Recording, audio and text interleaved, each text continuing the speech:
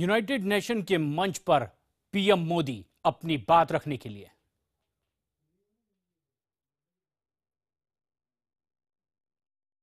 माननीय आधुनिक महानायक महात्मा गांधी ने कहा था, हम उस भावी विश्व के लिए भी चिंता करें जिसे हम नहीं देख पाएंगे। जब जब विश्व ने एक साथ आकर भविष्य के प्रति संबल मिला है। 70 साल पहले जब एक भयानक विश्व युद्ध का अंत हुआ था, तब इस संगठन के रूप में एक नई आशा ने जन्म लिया था। आज हम फिर मानवता की नई दिशा तय करने के लिए यहां एकत्र हुए हैं। मैं इस महत्वपूर्ण शिखर सम्मेलन के आयोजन के लिए महासचिव महोदय को हृदय से बधाई देता हूं। एजेंडा 2030 का विजन महत्वाकांक्षी है और उद्देश्य उतने ही व्यापक है। यह उन समस्याओं को प्राथमिकता देता है जो पिछले कई दशकों से चल रही है।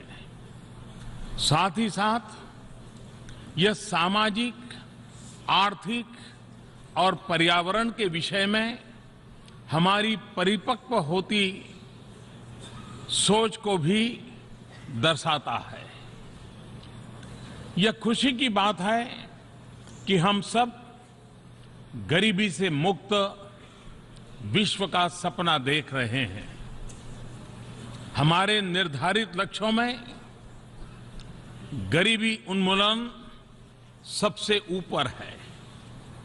आज दुनिया में 1.3 बिलियन लोग गरीबी की दयनीय जिंदगी जीने के लिए मजबूर है। हमारे सामने प्रश्न केवल यह नहीं है कि गरीबों की आवश्यकताओं को कैसे पूरा किया जाए, और न ही यह केवल गरीबों के अस्तित्व और सम्मान तक ही सीमित प्रश्न है। साथ ही यह हमारी नैतिक जिम्मेदारी मात्र है, ऐसा मानने का भी प्रश्न नहीं है। अगर हम सबका साझा संकल्प है कि विश्व शांतिपूर्ण हो, व्यवस्था न्यायपूर्ण हो और विकास सस्टेनेबल हो, तो गरीबी के रहते यह कभी भी संभव नहीं होगा।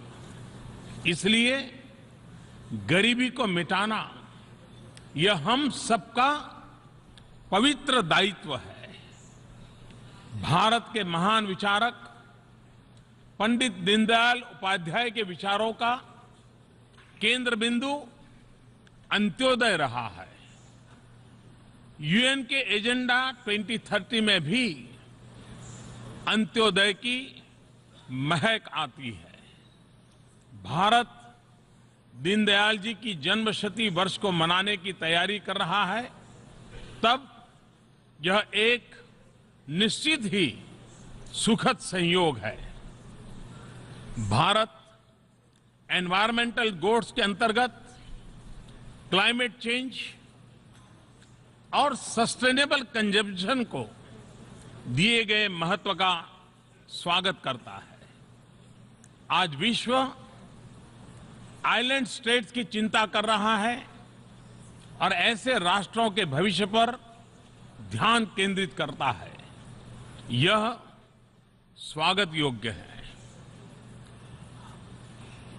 और इनके इकोसिस्टम पर अलग से लक्ष्य निर्धारण, मैं उसे एक अहम कदम मानता हूं। मैं हमेशा ब्लू रिवॉल्यूशन का पक्षधर रहा हूं। जिसमें हमारे छोटे छोटे आइलैंड राष्ट्रों की रक्षा एवं समृद्धि, सामुद्रिक संपत्ति का न्यायोचित उपयोग और नीला आसमान, ये तीनों बातें सम्मिलित हैं। हम भारत के लोगों के लिए ये संतोष का विषय है कि भारत ने विकास का जो मार्ग चुना है, उसके और यूएन द्वारा प्रस्तावित सस्टेनेबल डेवलपमेंट गोल्स के बीच बहुत सारी समानताएं हैं। भारत आजाद हुआ तब से गरीबी से मुक्ति पाने का सपना हम सब ने संजोया है। हमने गरीबों को सशक्त बनाकर गरीबी को पराजित करने का मार्ग चुना है। शिक्षा एवं स्किल डेवलपमेंट, यह हमारी प्राथमिकता है। गरीब को शिक्षा मिले और उसके हाथों में हुनर हो, यह हमारा प्रयास है। हमने निर्धारित समय सीमा में फाइनेंशियल इंक्लूजन पर मिशन मोड में काम किया है। 180 मिलियन नए बैंक खाते खोले गए। यह गरीबों का सबसे बड़ा एम्पावरमेंट है। गरीबों को मिलने वाले लाभ सीधे खाते में पहुंच रहे हैं। गरीबों को बीमा योजनाओं का सीधे लाभ मिले, इसकी महत्वाकांक्षी योजना आगे बढ़ रही है। भारत में बहुत कम लोगों के पास पेंशन सुविधा है। गरीबों तक पेंशन की सुविधा पहुंचे, इसलिए पेंशन योजनाओं के विस्तार का काम किया है। आज गरीब से गरीब व्यक्ति में भी गरीबी के खिलाफ लड़ाई लड़ने की एक उमंग जगी है। नागरिकों के मन में सपने सच होने का विश्वास पैदा हुआ है। विश्व में आर्थिक विकास की चर्चा दो ही सेक्टर तक सीमित हो रहती है, या तो पब्लिक सेक्टर की चर्चा होती है या प्राइवेट सेक्टर की चर्चा होती है। हमने एक नए सेक्टर पर ध्यान केंद्रित किया है और वह है personal sector. Public sector, private sector और पर्सनल सेक्टर। भारत के लिए पर्सनल सेक्टर का मतलब है इंडिविजुअल एंटरप्राइज, जिसमें माइक्रो फाइनेंस हो, इनोवेशन हो, स्टार्टअप के लिए की तरह नया मूवमेंट हो, सबके लिए आवास, बिजली, पानी, शिक्षा, स्वास्थ्य और स्वच्छता, यह हमारी प्राथमिकता है। ये सभी एक गरिमामय जीवन के लिए अनिवार्य है। इन लक्ष्यों को प्राप्त करने के लिए एक ठोस योजना और एक निश्चित समय सीमा तय की गई है। महिला सशक्तिकरण हमारे विकास कार्यक्रमों का एक महत्वपूर्ण अंग है, जिसमें हमने बेटी बचाओ, बेटी पढ़ाओ, इसे घर घर का मंत्र बना दिया है। हम अपने खेतों को अधिक उपजाऊ तथा बाजार से अच्छी तरह से जुड़ा हुआ बना रहे हैं। साथ ही साथ प्राकृतिक अनिश्चितताओं के चलते किसानों के जोखिमों को कम करने के लिए अनेक कदम उठाए जा रहे हैं। हम मैन्युफैक्चरिंग को रिवाइज कर रहे हैं, सर्विस सेक्टर में सुधार ला रहे हैं, इंफ्रास्ट्रक्चर के क्षेत्र में हम अभूतपूर्व स्तर पर निवेश कर रहे हैं और अपने शहरों को स्मार्ट, सस्टेनेबल तथा जीवंत डेवलपमेंट सेंटर्स के रूप में विकसित कर रहे हैं। समृद्धि की ओर जाने का हमारा मार्ग सस्टेनेबल हो, इसके लिए हम कटिबद्ध हैं। इस कटिबद्धता का मूल निश्चित रूप से हमारी परंपरा और संस्कृति से जुड़े होना है, लेकिन साथ ही यह भविष्य के प्रति हमारी प्रतिबद्धता को भी दिखाती है। मैं उस संस्कृति का प्रतिनिधित्व करता हूं जहां धरती को मां कहते हैं और धरती को मां मानते हैं। हमारे यहां वेदों की उद्घोषणा है, माता भूमि ही पुत्रो अहम पृथ्व्याम। ये धरती हमारी माता है तो हम इसके पुत्र हैं। हमारी योजनाएं महत्वाकांक्षी और उद्देश्यपूर्ण है। जैसे अगले 7 वर्षों में 175 गीगावाट रिन्यूएबल एनर्जी की क्षमता का विकास, एनर्जी एफिशिएंसी पर बल, बहुत बड़ी मात्रा में वृक्षारोपण का कार्यक्रम, कोयले पर विशेष टैक्स, परिवहन व्यवस्था में सुधार, शहरों और नदियों की सफाई, वेस्ट टू वेल्थ की मूवमेंट, मानवता के छठे हिस्से का सस्टेनेबल डेवलपमेंट समस्त विश्व के लिए तथा हमारी इस सुंदर वसुंधरा के लिए अत्यंत महत्वपूर्ण है। निश्चित रूप से यह दुनिया कम चुनौतियों और व्यापक उम्मीदों वाली होगी, ये मेरा विश्वास है, जो अपनी सफलता को लेकर अधिक आश्वस्त होगी।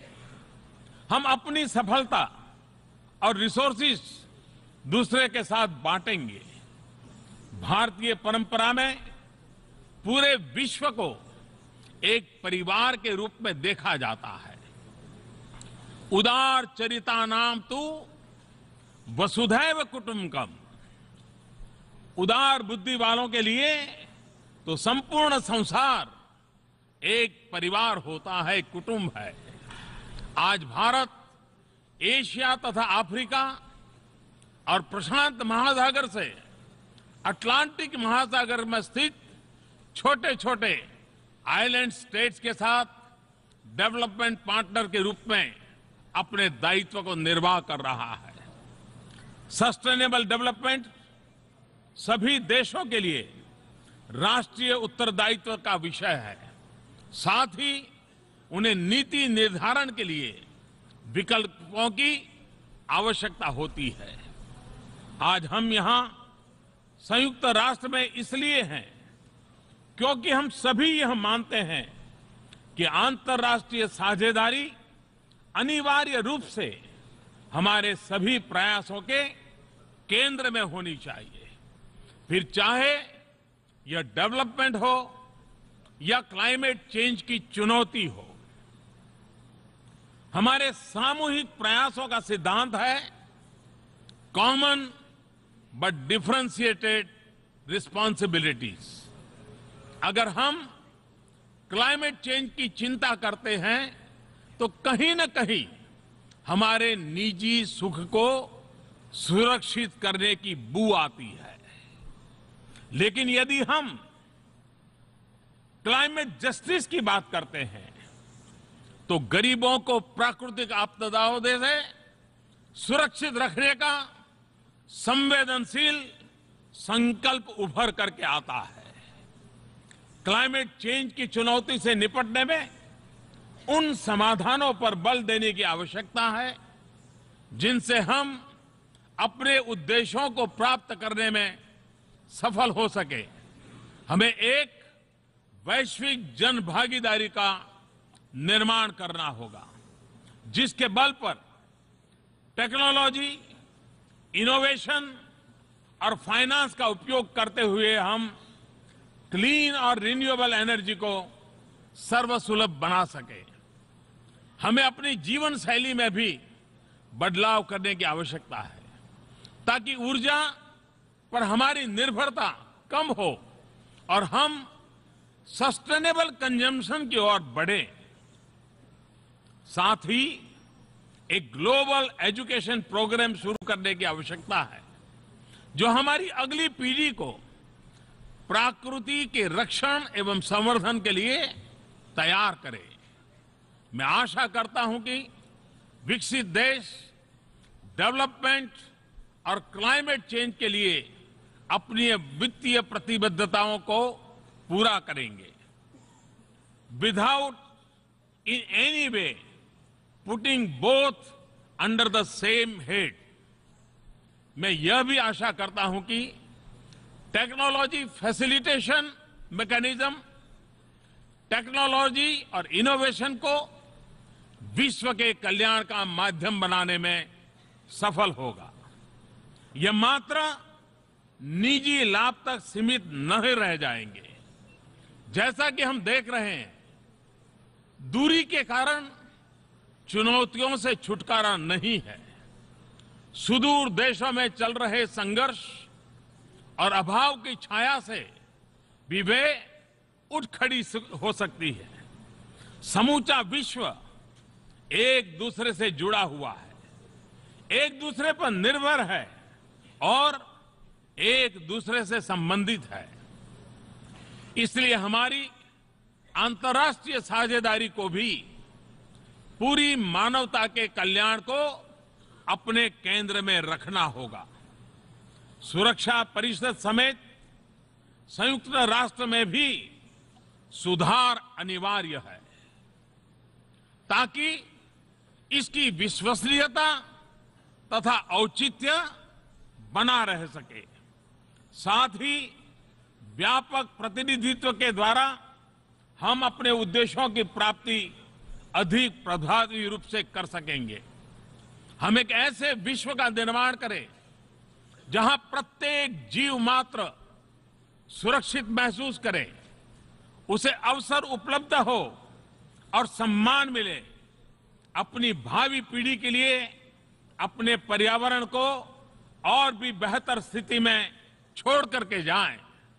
निश्चित रूप से इससे अधिक महान कोई और उद्देश्य नहीं हो सकता, परंतु यह भी सच है कि कोई भी उद्देश्य इससे अधिक चुनौतीपूर्ण भी नहीं है।